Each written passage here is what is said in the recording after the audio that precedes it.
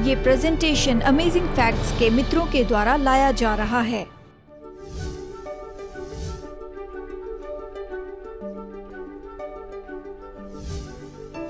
Bible में यीशु को चूमने के बारे में 2 ही बार लिखा है। मरियम ने उसके चरणों को चूमा और उसकी सेवा की। यहूदा ने उसके मुंह पर चूमा और उसे पकड़वाया। मरियम पैरों को चूमकर संतुष्ट हुई। यहूदा को सबसे ऊंचा भाग चाहिए था और उसने उसे धोखा दिया। आज हम विश्वास के एक हीरो के बारे में देखने वाले हैं और वो मेरे लिए बहुत ही दिलचस्प है। देखिए, ये एक स्त्री है और ये बहुत ही अद्भुत ऐसा चरित्र है जिसे आप पूरे सुसमाचार में पाएंगे। ये तो ऐसी बहुत सी जगह पर दिखाई दी हैं, ऐसे अलग अलग भौगोलिक क्षेत्र में, लेकिन वो हमेशा यीशु के चरणों पर रही और इन कहानियों के द्वारा हम सुसमाचार के बारे में बहुत कुछ सीखते हैं और हम बहुत कुछ सीखते हैं उद्धार और हमारे प्रभु के साथ के संबंध के बारे में। हमारी सीरीज हीरोज ऑफ फेथ में ये एक मुख्य अध्ययन है। हम देखेंगे कि बाइबल मरियम के बारे में हमें क्या बताती है। तो अब देखिए, यहाँ पर जो पहला वचन हम देखने वाले हैं वो तो यूहन्ना के सुसमाचार से है, अध्याय 8 में। ये कहानी आप केवल यूहन्ना के सुसमाचार में ही पाएंगे। अब देखिए, वचन 1 में ये कहता है, परंतु यीशु जैतून के पहाड़ पर गया। भोर को वो फिर मंदिर में आया। सब लोग उसके पास आए, यानी सब लोग उसके पास आए और वो बैठकर उन्हें उपदेश देने लगा। तब शास्त्री और फरीसी एक स्त्री को लाए जो व्यभिचार में पकड़ी गई थी और उसको बीच में खड़ा करके यीशु से कहा, हे गुरु, ये स्त्री व्यभिचार करते पकड़ी गई, यानी व्यभिचार करती हुई पकड़ी गई। व्यवस्था में मूसा ने हमें आज्ञा दी कि ऐसी स्त्रियों पर पत्थरवाह करें। तू क्या कहता है? उन्होंने उसको परखने के लिए ये बात कही ताकि उस पर दोष लगाने के लिए कोई बात पाएं। परंतु यीशु झुककर उंगली से भूमि पर लिखने लगा जैसे कि उसने कुछ भी न सुना हो। अब उन्होंने ये सारा जाल केवल इसीलिए बुना था क्योंकि वो तो यीशु को मारना चाहते थे और वो ये बात जानते थे कि रोमी लोग उसे मृत्युदंड देने की आज्ञा तभी देंगे, यानी कोई भी रब्बी या धार्मिक अगुवा किसी को मारने की आज्ञा दे तो वो उसे तभी मार देते, कोई परवाह नहीं करते। और फिर वो रोमी लोगों के पास जाकर कहते, ये रब्बी, यीशु आपका अधिकार नहीं मानता, तो यीशु को पकड़वा लेते। अगर यीशु ये कहते कि नहीं, मैं मूसा की व्यवस्था पर विश्वास नहीं करता, तो वो पत्थरवाह करते ताकि मूसा की व्यवस्था न मानने के कारण यीशु पर वो पत्थरवाह कर दें। तो उन्होंने सोचा किसी भी तरह से हम इसे पकड़ लेंगे। तो उन्होंने क्या किया, एक जाल बुना। एक जवान स्त्री थी जो यरूशलेम में पर्व के लिए आई थी। ये पर्व का हफ्ता था। उसका नाम था मरियम और मैं मानता हूं कि वो मरियम मगदलिनी थी। मैगडला, ये तो गलील के झील के किनारे का एक नगर था जो गलत कामों के लिए बहुत विख्यात था। रोमी सिपाही छुट्टियों के लिए वहीं पर जाते थे। और फिर देखते हैं, यीशु नासरी यानी वो उस नगर से आए थे। मरियम मगदलिनी यानी मगदला की मरियम, अगर आज आप कहना चाहे तो कह सकते हैं लॉस वेगस की मरियम। ये पाप के शहर हैं जिसके नाम के कारण ही पूरा चित्र दिखाई देता था, यानी उनका जो नाम था उसी का बड़ा अर्थ होता था। वो जानते थे कि इसका क्या काम है और यह आसान था कि ऐसे में उसे पकड़ ले। अब कल्पना कीजिए अगर आप मरियम होते और अगर आप ऐसा कुछ कर रहे हैं जो नहीं करना चाहिए, जो पाप है, और अचानक सारे धार्मिक अगुवे और समाज के लोग आ जाते हैं और आपको रंगे हाथ पकड़ लेते हैं और कोई मौका भी नहीं देते कि सही तरह से कपड़े पहन लें और शहर के सड़क पर खींचते हुए ले जाते हैं और जाते वक्त पूरी तरह से तमाशा दिखाते जाते हैं और फिर वो आपको इस पृथ्वी के सबसे पवित्र स्थान पर लेकर आते हैं और सबसे पवित्र व्यक्ति के चरणों पर डाल देते हैं। तो ऐसे परिस्थिति में होना शर्मनाक होगा ही। मैं कल्पना नहीं कर सकता कि मरियम कितनी लज्जित होगी। एक प्रचारक को यह कहते सुना, जब आप मुश्किल में होते हैं तो संसार में यह सबसे अच्छी जगह है कि यीशु के चरणों पर हो। बाइबल में पहली बार इसके बारे में जिक्र आता है, ये यीशु के चरणों पर है। वो शर्मिंदगी में थी और जब उसने ये जान लिया कि वो उसे क्षमा करना चाहते हैं तो उसने सोचा ये परमेश्वर का सच्चा जन है। प्रभु यीशु की उपस्थिति में उसने परमेश्वर की सामर्थ्य और प्रेम को महसूस किया। और मरियम कुछ पुरुषों को तो जानती ही होगी, उनका खुद का स्वार्थी उद्देश्य था, लेकिन ये ऐसे थे जो शुद्ध निस्वार्थ प्रेम से उससे प्रेम रखते थे और उसका दिल टूट गया। जब भी मरियम मगदलिनी के बारे में पढ़ता हूँ तो सोचता हूँ कि वो तो गलत जगह पर प्रेम ढूंढ रही थी। बहुत से लोग प्रेम ढूंढते इसलिए परेशानी में फंसते हैं, और वो यही तो ढूंढ रही थी। जब यीशु ने शुद्ध प्रेम से उससे प्रेम रखा, वो बिना शर्त का प्रेम, इससे उसका दिल पिघल गया और वो उसकी पक्की अनुयायी बन गई, क्योंकि वो ऐसी बात समझ गई जिसे कोई और नहीं समझ पाया। हम आगे बढ़ते हुए इसे देखेंगे। अगले अध्ययन में हम देखेंगे कि मरियम यीशु के चरणों पर हैं, लेकिन अब वो बाइबल का अध्ययन करती है। आप लूका रचित सुसमाचार में देखिए, अध्याय 10 में आप यहाँ पर पाएंगे कि ये कहता है कि गलील में वहाँ भोजन था। वचन 38, लूका 10:38। जब वे जा रहे थे तो वो एक गांव में गया और मार्था नामक एक स्त्री ने उसे अपने घर उतारा। मरियम नामक उसकी एक बहन थी। वो प्रभु के चरणों में बैठकर उसका वचन सुनती थी, परंतु मार्था सेवा करते करते घबरा गई। उसके पास आकर कहने लगी, हे प्रभु, क्या तुझे चिंता नहीं? मेरी बहन ने सेवा के लिए मुझे अकेला ही छोड़ दिया, इसलिए उससे कहे कि मेरी सहायता करें। प्रभु ने उससे उत्तर दिया और कहा, मार्था, हे मार्था। बाइबल में यही एक जगह है जहां पर यीशु ने एक स्त्री का नाम 2 बार लिया, नहीं तो अक्सर जैसे अब्राहम अब्राहम या फिर शमूएल शमूएल इस तरह कहा। मार्था, हे मार्था, तू बहुत बातों के लिए चिंता करती और घबराती है, परंतु एक बात आवश्यक है। कितनी बातें? एक बात आवश्यक है, और उस उत्तम भाग को मरियम ने चुन लिया है जो उससे छीना न जाएगा। दुष्टात्मा से भरा व्यक्ति जैसे यीशु के चरणों पर बैठा, वैसे मरियम बैठी और वचन में से पीती चली गई। वो उसे बता रहे थे कि कैसे वही गलतियां न करे जिसके कारण भूतकाल में परेशानी आई। इसलिए यीशु ने कहा कि बस एक बात है, ये महत्वपूर्ण है। यहाँ पर 2 स्त्रियां हैं। स्त्रियां किसे दर्शाती हैं? चर्च को। बिल्कुल विपरीत। एक यीशु के चरणों पर प्रेम और समर्पण से बैठी वचन पी रही है, और दूसरी कामों में व्यस्त है। प्रभु की सेवा तो कर रही है, प्रभु के काम में इतने व्यस्त है कि कामों के प्रभु को भूल गए।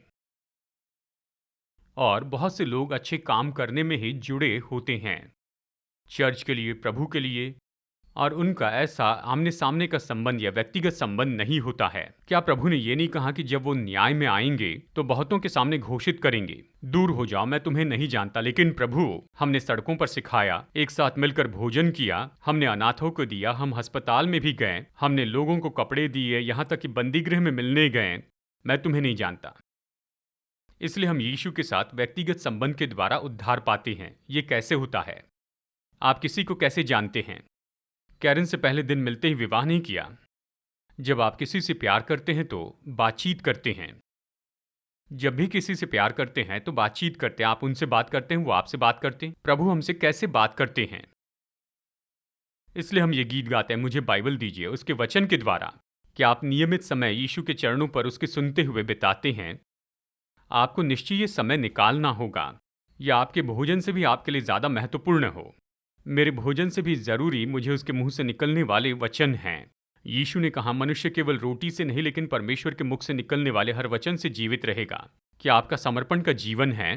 केवल ये नहीं कि वो आपसे बात करे, लेकिन आप उससे बात करें, आप प्रार्थना करें, और फिर अवश्य ही अपने प्रेम के कामों के द्वारा प्रकट करें। लेकिन पहले प्रेम का संबंध होना चाहिए। उसने हमसे पहले प्रेम रखा।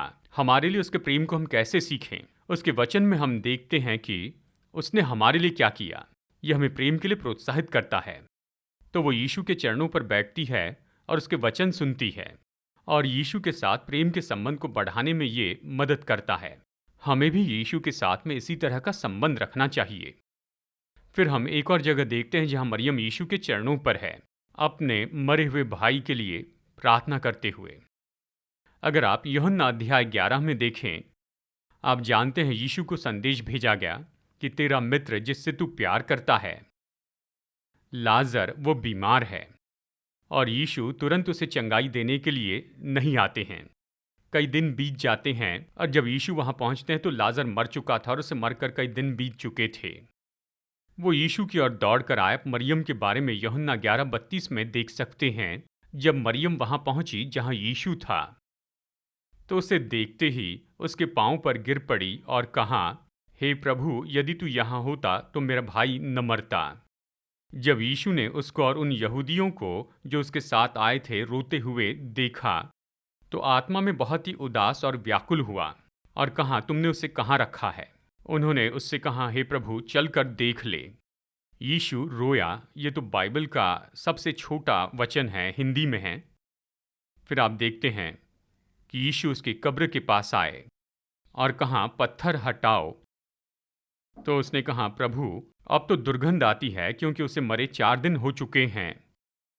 तब यीशु ने मार्था से कहा, देखो मैं उसे पुनरुत्थित करूंगा। मार्था ने कहा, मैं जानती हूं कि अंतिम दिनों में वो फिर जी उठेगा। ये एक महत्वपूर्ण बात है। पुनरुत्थान कब है? अंतिम दिनों में। देखिए, यूहन्ना में ही 3-4 बार बताया गया कि अंतिम दिनों में पुनरुत्थान होगा।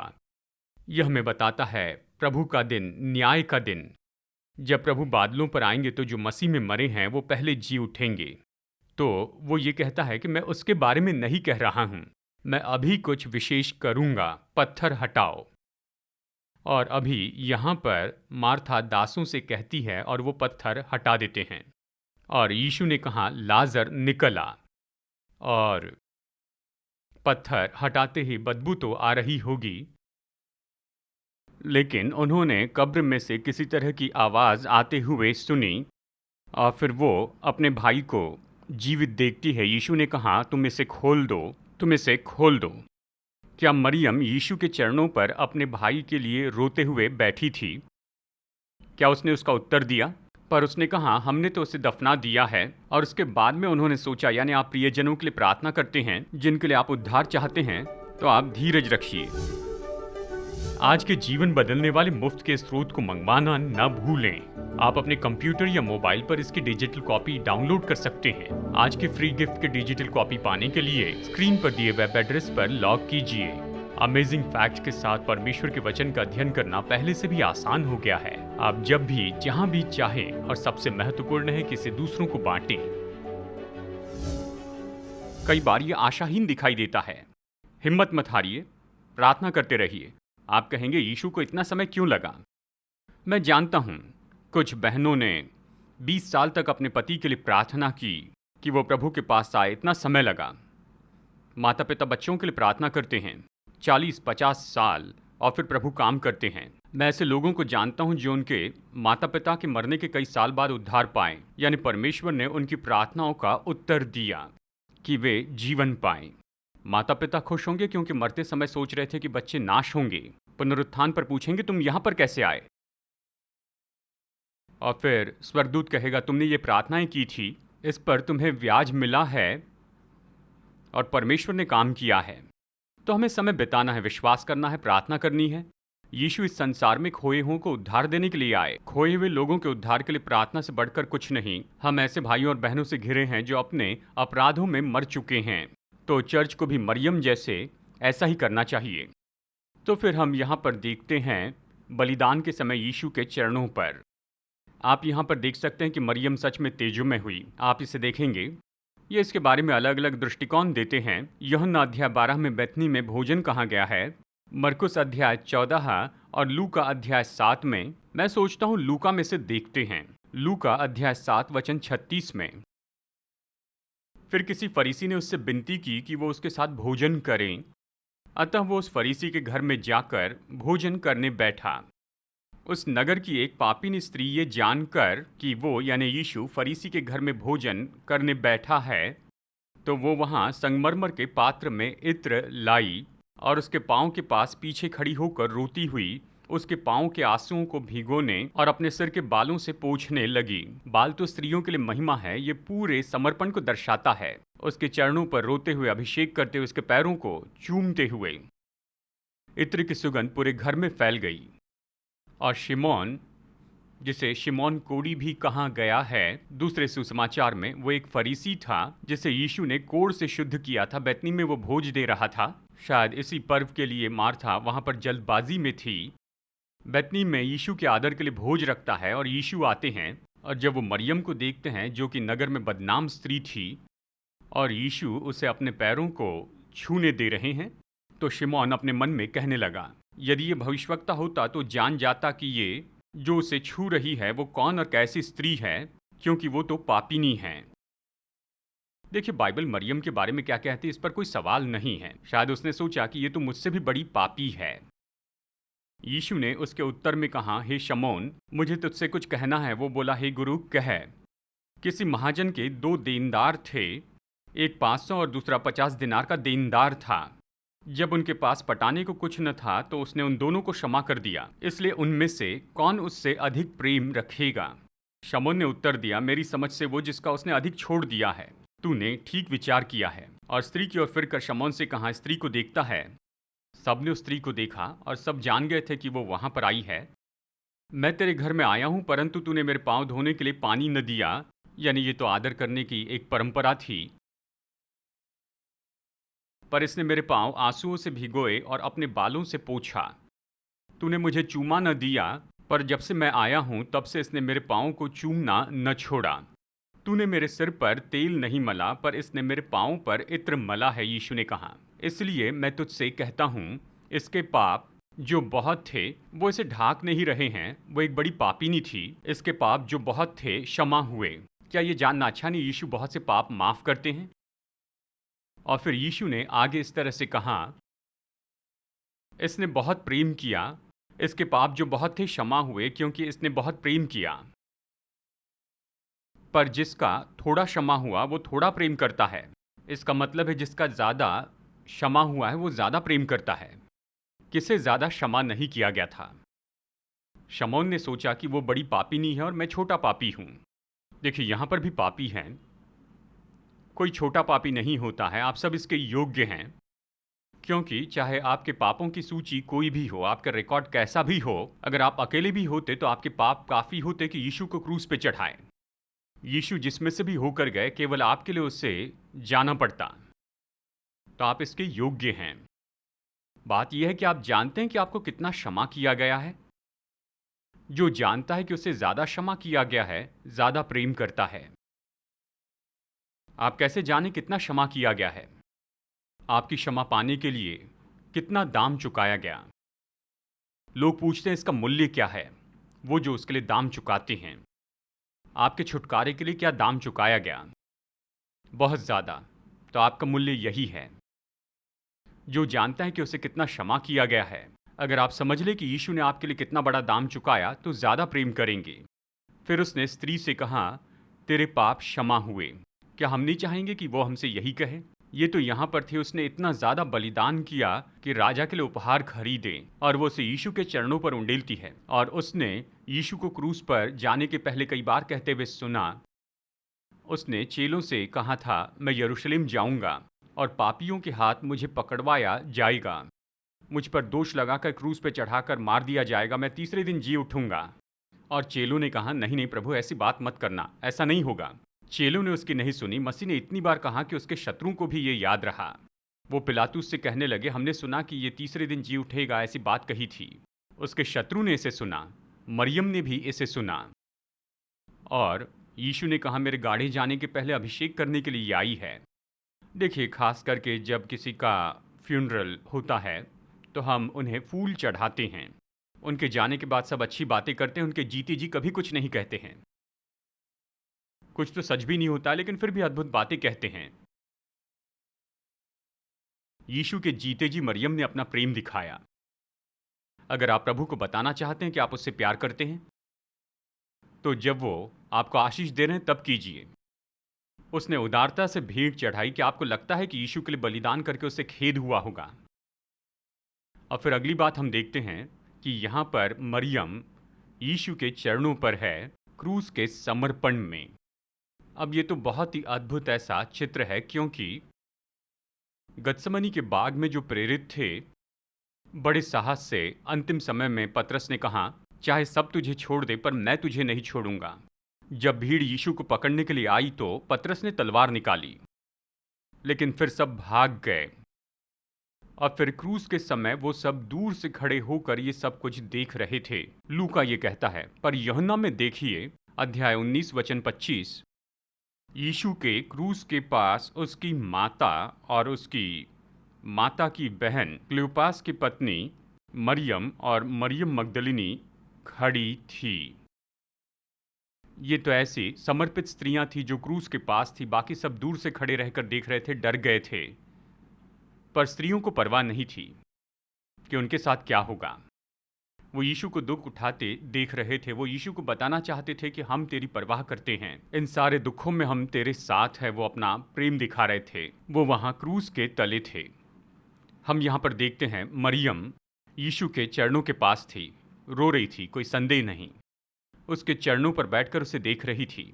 अंत में वो सारा दाम चुकाया जिसकी पहले प्रतिज्ञा की थी, जब उसने कहा था, या फिर पाप न करना, मैं दोष नहीं लगाता हूँ। हम सबको मरियम के जैसे यीशु के चरणों पर बैठकर उसे देखते हुए समय बिताना है कि वो हमारे बलिदान हैं। क्रूस के बारे में कितने गीत लिखे गए हैं। क्रूस पर पहली बार मैंने ज्योति देखी है। जब यीशु के क्रूस से मैं मिलूंगा तो मैं खड़े रहूंगा। यीशु मुझे क्रूस के करीब रख। इन सभी गीत लिखने वालों ने क्रूस के बारे में क्यों लिखा? क्योंकि क्रूस ही वो एक्सल है जिस पर सुसमाचार रखा गया है। यही तो वो पूरी बात है जिसके ऊपर पूरी बाइबल आधारित है। क्योंकि क्रूस पर आप मसीह यीशु के प्रेम की सामर्थ्य देखते हैं। क्रूस पर आप देख सकते थे कि शैतान सामर्थ पाना चाहता था।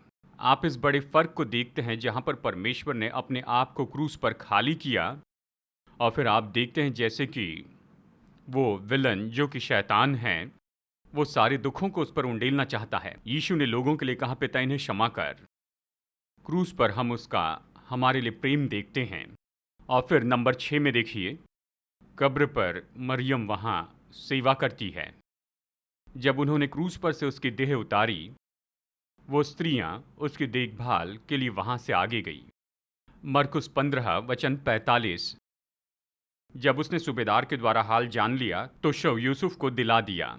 तब उसने मलमल की एक चादर मोल ली और शव को उतार कर उस चादर में लपेटा और एक कब्र में जो चट्टान में खुदी हुई थी रखा, और कब्र के द्वार पर एक पत्थर लुढ़का दिया। मरियम मगदलीनी और योसेस की माता मरियम देख रही थी कि वो कहाँ रखा गया है, यानी उस समय वो भी वहाँ पर थीं। यहाँ पर हम समर्पण देखते हैं। देखिए, उस समय तो नहीं था कि उसकी देह पर वो अभिषेक करें, क्योंकि सब तो आने वाला था जो यीशु और उसके चेलों के लिए बहुत पवित्र था। ये कहता है, वे घर में गई, सुगंधित द्रव्य मोल लिए और सब का पालन किया। लूका में हम इसे देखते हैं। उसके पहले उन्होंने उसे लपेटा, क्योंकि जब यीशु जी उठे उसने उन वस्त्रों को अलग रखा। उसके पैरों को किसने लपेटा? साबित तो नहीं कर सकते, लेकिन मुझे लगता है मरियम। मैं इसके पैरों को लपेटूंगी और दूसरी मरियम ने उसके सिर को लपेटा होगा। और फिर लूका 23:55, उन स्त्रियों ने जो उसके साथ गलील से आई थी पीछे पीछे जाकर उस कब्र को देखा, और ये भी कि उसका शव किस रीति से रखा गया है। चरणों पर बैठे रहना महत्वपूर्ण है, लेकिन जो मरियम ने किया यानी सेवा की, वो भी जरूरी है। लेकिन याद रखिए, प्रेम और सुनना तो सेवा के पहले आता है। अब ये बात दिलचस्प है, जब आप मरकुस 16:9 में पढ़ते हैं, कहता है, सप्ताह के पहले दिन भोर होते ही वो जी उठकर पहले पहल मरियम मगदलिनी को दिखाई दिया, जो हमें अगले पॉइंट में लेकर आता है। देखिए, यहाँ पर भी मरियम यीशु के चरणों पर ही है, गीत गाते हुए। अब इसके बारे में सोचिए कि यीशु उन सब लोगों को चुन सकते थे सुसमाचार बताने के लिए, तो उसने मरियम को क्यों चुना? पतरस कब्र के पास आया था, उसकी माता मरियम भी वहाँ आई थी, प्रिय चेला यूहन्ना भी वहाँ पर था। वो उन सब के जाने की राह देखते हैं, और ये व्यक्ति जिसके बारे में सभी लोग सोचते हैं कि ये तो समाज से बाहर निकाली गई है, वो खुद को उस पर प्रकट करते हैं। अगर मैं प्रभु की जगह होता तो पुनरुत्थान अलग तरह से किया होता। मैं यीशु को पहले पिलातूस के सामने प्रकट करता और कहता, अब क्या सोचते हो? उन रोमी सिपाहियों ने अच्छा काम नहीं किया है, मुझे रोक नहीं पाए। और फिर मैं सैनेड्रियन के पास भी जाता, कैफा महायाजक के पास जाकर कहता, ओ, तो तुम्हें लगा था कि मैं परमेश्वर का पुत्र नहीं हूं, और इस तरह से उन्हें कांपते हुए देखता। यीशु सब अलग तरह से करते हैं। वो उसे चुनते हैं जिसे सबसे कमजोर माना जाता है। जब प्रभु ने पूरे संसार में उथल पुथल की तो उसने बहुत ही ज्ञानी और बुद्धिमानों को नहीं चुना, पर सरल प्रेम वालों को चुना। वो हमारे जैसे नहीं करते, वो नम्र लोगों को लेते हैं। तब प्रभु ने मरियम का उपयोग किया और उसे सबसे महान संदेश दिया। उसने कहा, तुम जाओ। चर्च को क्या करना चाहिए? पहले हम देखते हैं कि वो भवन में पश्चाताप के साथ में आती है और फिर प्रभु के गीत के साथ जाती है। आखिरी बार मरियम के बारे में यहाँ लिखा है। आखिरी बार आप देखते हैं कि वो दूसरों को बताने के लिए दौड़ती है कि यीशु जीवित हैं। वो उसे सुसमाचार की आज्ञा देते हैं कि जाकर लोगों को पुनरुत्थान के बारे में बताओ। और चर्च को भी बिल्कुल यही करना चाहिए। यहाँ पर देखिए, मैं आपको 7 पॉइंट देता हूँ। वो पापों की क्षमा के लिए भवन में उसके चरणों के पास रोती है। वो उसके चरणों पर रहकर अपने मरे हुए भाई के पुनरुत्थान के लिए प्रार्थना करती है। और यीशु ने उसे जिलाया। उसके चरणों पर सीखती है, समर्पण है। उसके चरणों पर देते हुए और उसके चरणों पर क्रूस की ओर उसे देखते हुए। छठा, और सेवा में उसके चरणों पर, 7वीं बात, और उसके चरणों पर जी उठे प्रभु यीशु की घोषणा करते हुए। अगर प्रभु मरियम को क्षमा करके उसका उपयोग कर सकते हैं तो वो हमें भी ऐसा कर सकते हैं। हम सब मरियम के जैसे हैं। हम सबको इन 7 पॉइंट्स का अनुभव करना जरूरी है, यानी समय और सेवा और सुनते रहना, प्रार्थना करना, आराधना, घोषणा करना यीशु के चरणों पर। और ये शुरू होता है कि दुख के साथ आकर खुद को समर्पण कर देना। चाहे हमारे कोई भी पाप क्यों ना हो, वो हमारे पापों से बचाने के काम में है। क्या आप ये विश्वास करते हैं?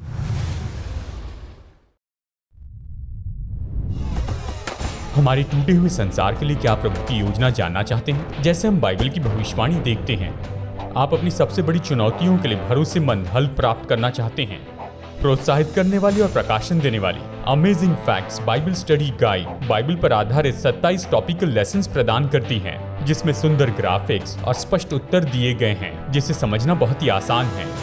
हर बाइबल स्टडी गाइड आपको व्यवहारिक उत्तर की ओर लेकर जाती है, आपके जीवन के सबसे महत्वपूर्ण सवालों के लिए। मैं कैसे तंदुरुस्त संबंध पा सकता हूँ, यीशु मसीह फिर से कब और कैसे आएंगे, और भी बहुत कुछ। अपने भविष्य को अवसर पर मत छोड़िए, सत्य से अपने जीवन को बदल दीजिए। Amazing facts Bible study guide के द्वारा ये उपलब्ध हैं इंग्लिश, हिंदी, तमिल और तेलुगु भाषा में। तो इंतजार मत कीजिए, अपने स्टडी गाइड का पूरा सेट ऑर्डर कीजिए और विजिट कीजिए bookstore.aftv.in पर।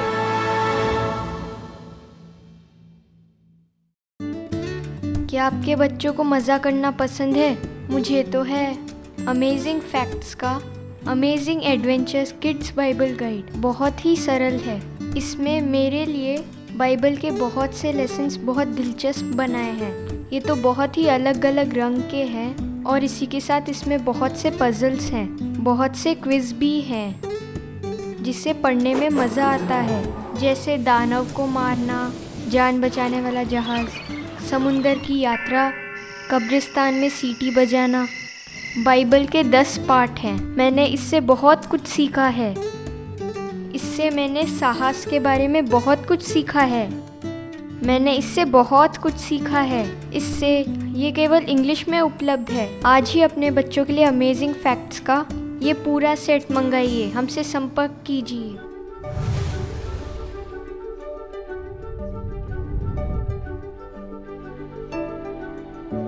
आज के फ्री ऑफर को मंगवाइए, ये आपके लिए एक आशीष है। जैसे हम सुसमाचार लोगों तक ले जा रहे हैं, आपकी भेंटों के लिए आपका धन्यवाद। आशा है आप अगले हफ्ते जुड़ जाएंगे। जैसे हम वचन की गहराई को देखते हैं, हम और भी अमेजिंग फैक्ट्स देखेंगे।